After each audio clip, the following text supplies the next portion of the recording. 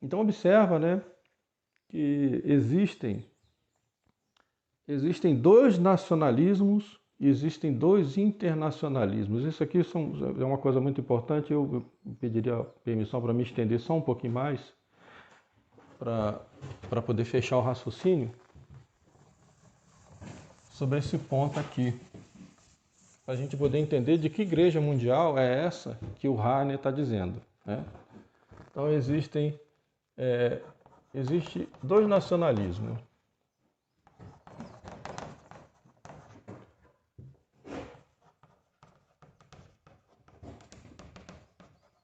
Existe o nacionalismo bom, que é aquele que se forma naturalmente. Uma nação se forma naturalmente, com o passar do tempo, somando-se valores, né, geográficos, linguísticos, com certas características, e o principal fator é o fator de religião, né? Então existe um nacionalismo que é natural, que se forma naturalmente, esse nacionalismo é bom, né? E o nacionalismo melhor é o católico.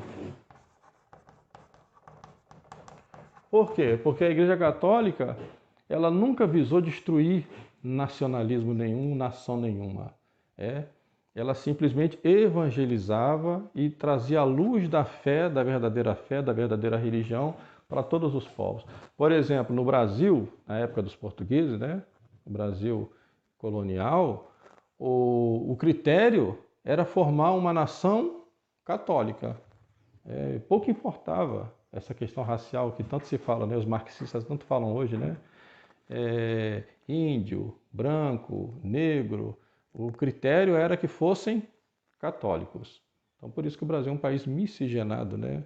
E o objetivo era formar uma nação católica, ou seja, um nacionalismo católico, aproveitando as características dos povos, né? Então foi assim.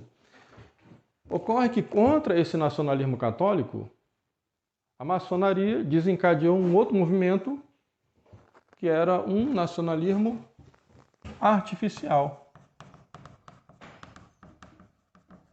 Esse nacionalismo artificial, ele visava um objetivo específico. Ele era uma etapa para se chegar ao internacionalismo.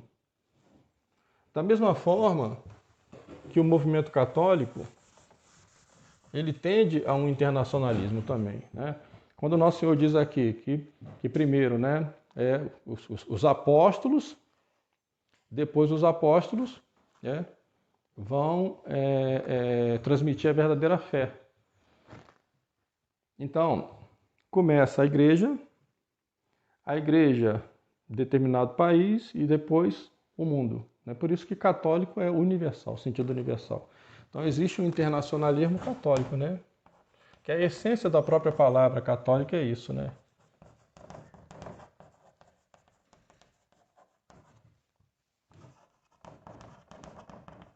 Esse internacionalismo católico significa que o mandato de Nosso Senhor, o Evangelho tem que ser pregado para todas as nações. A função do Sumo Pontífice não é unir todas as religiões, é converter todos os povos à fé verdadeira. Para isso que foi instituída a Cátedra de São Pedro e a Igreja Católica, né? Para fornecer os meios para isso, né? É um internacionalismo católico, mas esse internacionalismo católico respeita as nações e suas características próprias, geográficas, culturais, tal. Mas todos unidos pela mesma fé. Para quebrar isso, a maçonaria vai criar um nacionalismo artificial. Por que ela cria esse nacionalismo artificial? Porque havia já impérios que seguiam e buscavam um internacionalismo católico. Por exemplo, Império Austro-Húngaro, Império Português, Império Espanhol, né? Então era necessário quebrar a hegemonia, né? E essa consistência desses impérios. Então é por isso que eles vão promover as independências na América, né? Independências entre aspas, né? Eles vão fazer esse movimento de independência na América e vão criando nações artificiais aqui. A mesma coisa vão fazer na Europa, vão criando nações artificiais na Europa, né? partir da Revolução Francesa. Observa que na maioria dos países que vão se formando a partir das revoluções liberais, as bandeiras elas não vão ter mais símbolos cristãos, elas começam a ter sempre, né, 3 cores, representando a tríade maçônica. Né? Você pega a bandeira da Bélgica é assim, a bandeira da França é assim, a bandeira da Alemanha é assim, a bandeira da Itália é assim. Né? Sempre essas 3 cores. Então são nações artificiais. E essas nações artificiais elas tendem a desaparecer também em função de um globalismo, né? De um mundialismo e de um movimento internacionalista.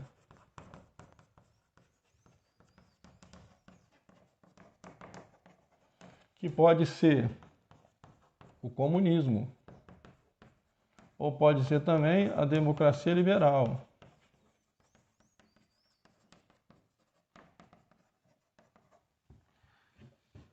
Para que isso se torne possível, é necessário também que haja, né, o poder político e o poder religioso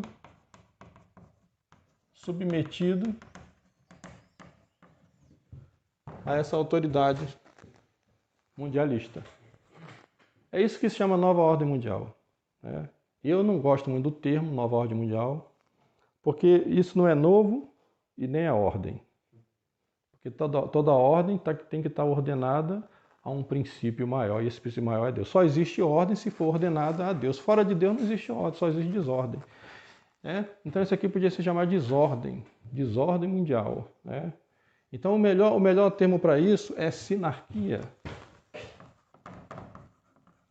Governo sinárquico. Ou seja, promover esse mundialismo, né?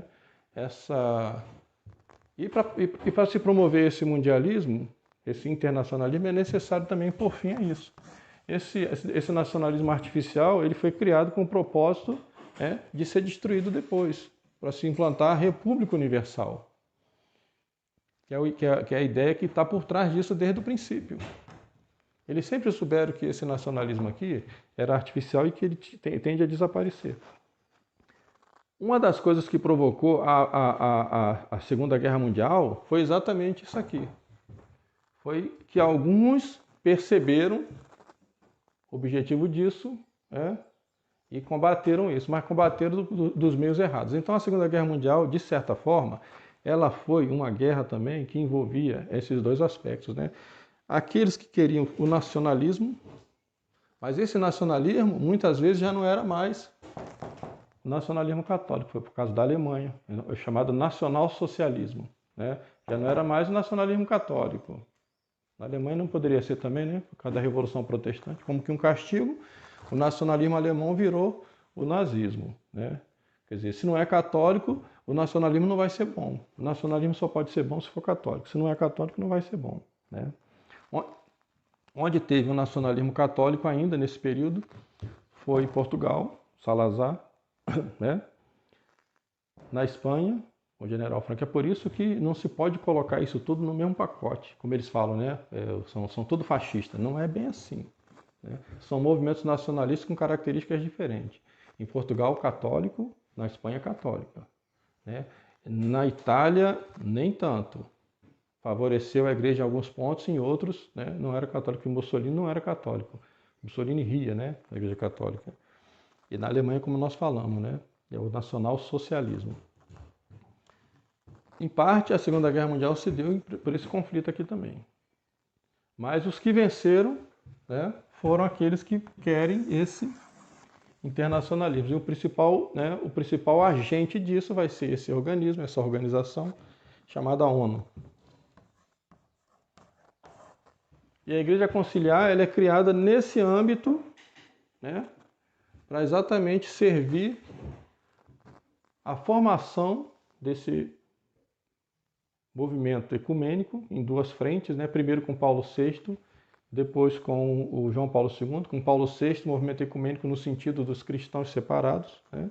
Ortodoxo e protestante, e depois com João Paulo II no sentido de abarcar as outras religiões, né? Fazendo essa comunidade Santo Egídio, que promoveu o Encontro de Assis. Né? O Encontro de Assis, que é repetido por todos esses pontificados. Né? Então a gente vê muito claramente então, que isso faz parte de um projeto maior. E que o concílio, ele tinha muito claro, né? Os homens que fizeram o concílio tinham muito claro isso, que era necessário que se trabalhasse nesse sentido aqui. Do Pai, do Filho e do Espírito Santo.